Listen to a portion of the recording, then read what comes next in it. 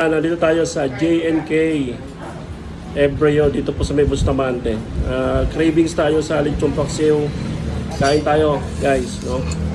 Lechon paksiw, 70 pesos.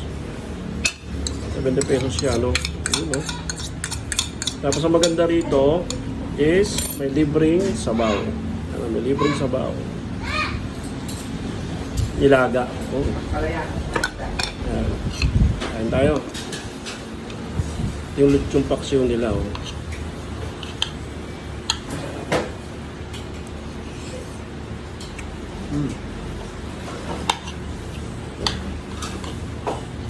Yun.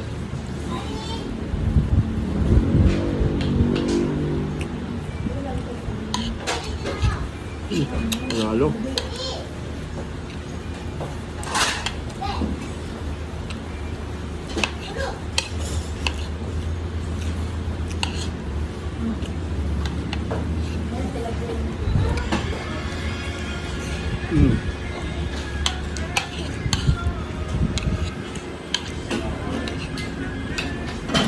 Sarap.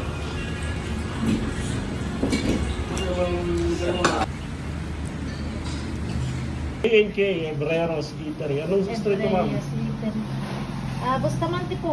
Bustamante. Ayan, tapat po ng RM Pabrikante.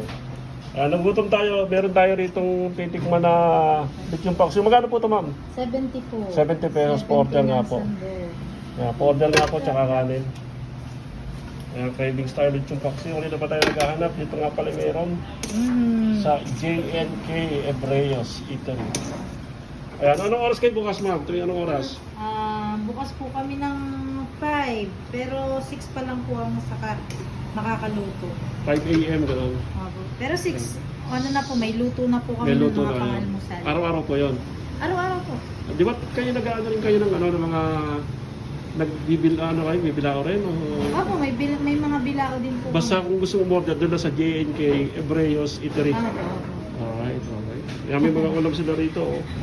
Iba't ibang klase. Kakaunti ni Sir at ano. Medyo hapon na tayo dumating kasi. Oh. Yan yung punong-punong pagka umaga.